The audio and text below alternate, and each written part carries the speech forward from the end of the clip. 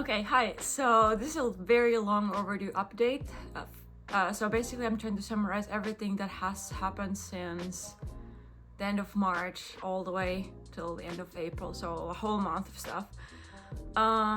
So basically after my testing, which was my last video, we went to Sierra Nevada for a training camp.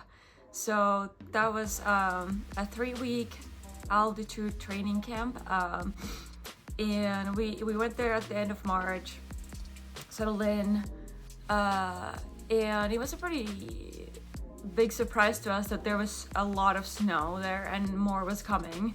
So the first couple of days we were literally just trapped in the center, unable to do anything because our car had summer tires and we were not able to ride outside or run outside or anything, so we were literally just trapped inside. So that was a little depressing. I was struggling a little bit, honestly, with the scheduling at the center. Like all the meal times were super strange. You had to schedule a very strict pool time. Everything was just like super strict, and also like, you know, I felt like I was unable to do anything that I wanted, or I wasn't able to do my things at the times that I wanted to do them. So that was a little bit of struggle, trying to adjust my sleep schedule to very late breakfast and very late dinner.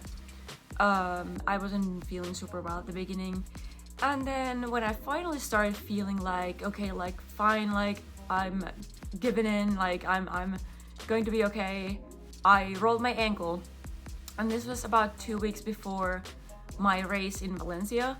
So I was on a run, just running downhill. I was doing intervals and I was running downhill, and I just suddenly rolled my right ankle. So it's a different ankle than what I rolled in the fall. So it just really just ballooned up. Also, someone stole our clothes that we left by the trail, and it was just a disaster. So that was kind of like the rock bottom of the camp. My ankle looked really bad. Luckily, I got a doctor's appointment immediately. I got it checked. It seemed like there was nothing torn. It was just super swollen. No broken bones or nothing. So it was not as bad as it looked, but it was definitely super swollen and sore for a couple days. But luckily, I was able to start running again after 4 days. So I had to just adjust my training for a little bit, for a few days, just trainer riding and easy swimming, and then I was able to gradually get back to normal and start like walk run after 4 days of no running, and then the following week get back to normal running. And yeah, a good thing was that I was able to ride pretty soon after the incident, so I didn't really miss that much training. Some harder runs, but I got back to running fairly quickly. But I could feel the ankle still when swimming, especially, and I still feel it a little bit, like it's a little stiff at the front, but I soon realized that it was not going to affect my racing or not let me race. I think we really, it took a little bit, but we really started liking the lifestyle at the camp, and I think it was a lot due to the people that we got to hang out with. So we became friends with Christian and Gustav and some other folks from Norway, and we had a lot of fun. Honestly, like, they're super nice people. It's really amazing and really cool to me that people like them, who are literally the best in the world, are just the nicest guys. Like, literally super fun to hang out with, so like funny and like helpful and like willing to borrow their trainer, and like just, you know, like we used their laundry detergent a couple times, and they're just like really great people. So I feel like meeting them, hanging out with them, really made the camp a lot more fun than what it initially was, when I was just, you know, anxious and fighting against the circumstances. But it was a little stressful time.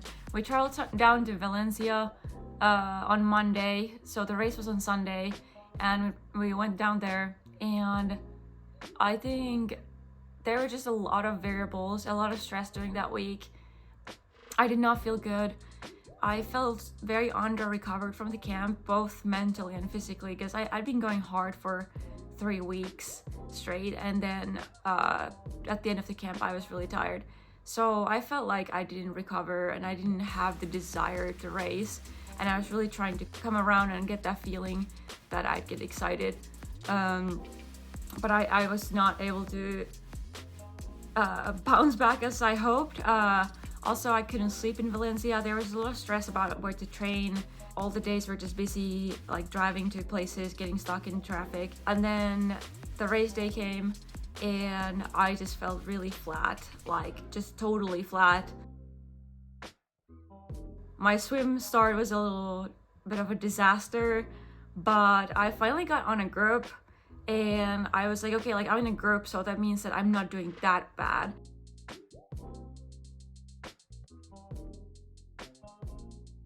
Then the swim felt kind of easy, but I felt like I couldn't pass my group.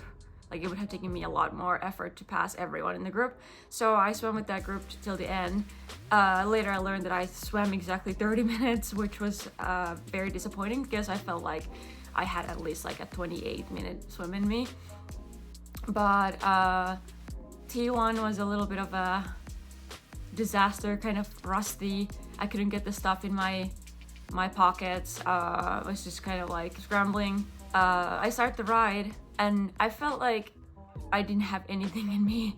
Like I rode kind of okay at the beginning, but then I just got passed by everyone and I was in like no man's land, riding totally by myself, just like 40 watts below my target. My legs were just like, I didn't feel like I was going hard, which I wasn't, but I just couldn't make myself go any harder. Like it was a weird feeling of like just like empty legs basically.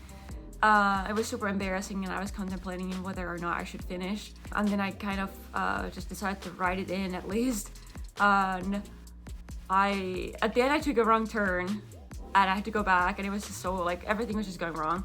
But my nutrition was working really well. I took in a lot of carbs, and that's like the most positive thing about my race was that I was able to take in 82 grams of carbs per hour on average throughout the race. So I think that was a very big thing for me. That's the most I've ever done before, and my gut worked really well.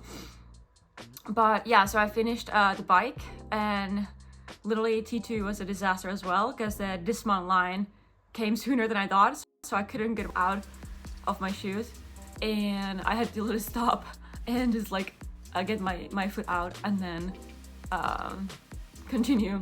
And then I dropped my visor when I was running to my bags, and like it was just everything, like, you know, not a very good day. So I start the run. To my surprise, I actually felt like pretty good, or like I didn't feel like I had the race gear in me again, but I didn't feel like horrible. So I started running. I saw Robert and I asked him if I was in the last place and if I should DNF, and he just said no and just keep running. And I was like, fine, I'll keep running. Literally ran the same pace the entire time. I didn't have any more speed in me, but it also like it felt super easy, but I just couldn't push myself to go any faster. And I ran about 4 minutes per K pace the entire time, a little bit quicker the last 5K. Finished and felt like I didn't even do a race and walked off, and it was just kind of, it was not a good day. I had very high hopes for myself for this race. I'm really fit. My coach thinks that I'm really fit, and this was just a huge underperformance and just very disappointing. And I think it was both like mental and physical. Like I felt like I wasn't physically recovered enough, but also like mentally, like I wasn't prepared enough to race. Like I feel like I was expecting myself to feel better throughout the week, and when I didn't, I kind of I kind of psyched myself out, and it's very disappointing. And I think I lost probably like 10-15 minutes at least during the bike, and maybe some minutes during the run when I couldn't run any quicker than that. But I think the positives are definitely my nutrition. That worked really well. And I ran a 1:22 half marathon, and it felt like a very easy run. So that gives me hope that once I'm a little bit fresher, I will be able to run under 120, which is my goal, and also that I will actually be in the race and not just, you know, finishing among the others. But yeah, now we are back home. We've been home since Monday. This has been kind of a recovery week for me. I've been doing just kind of lighter training, lower intensity, lower volume, and next week start preparing myself for the championship in Summerin. That is my next race. But yeah, that's a quick summary of everything. I apologize for not being vlogging more frequently. It's been just super busy. I've actually needed to work a little bit more, like actually work more, and then traveling and everything, so I haven't really had any time to sit down and make vlogs. But hopefully now that we're back home, I can come up with something a little bit more often and then show you about my preparation for Summerin. I'm actually really excited about that race. I will be getting some equipment upgrades hopefully before that race, so that's exciting, and I'll tell you about that later. But thank you so much for watching, and I'll see you the next time. Okay, hi. So I almost finished editing this video, but then before publishing it, something happened, and I just thought to give a quick update. So as you can see, I have a little sling for my arm. On Tuesday, I got hit by a car or a van during my bike ride, and thankfully I'm alive. I'm mostly good, but I broke my collarbone. So instead of vlogging about my prep for the championship in Summerin, I'm going to be vlogging about my rehab from broken collarbone and big mental trauma of someone driving over me. So I'm not gonna go into the details of what happened now in this video, but I wrote about it on my Instagram, so if you really need to know, you can go and read the post that I made about what happened. But yeah, not a very good situation to be in. I just celebrated a full year of being healthy, being in the best shape of my life going into the season, and now the plans need to change for some time, but I guess we'll come back from this too. I'm just bent, I'm not broken, so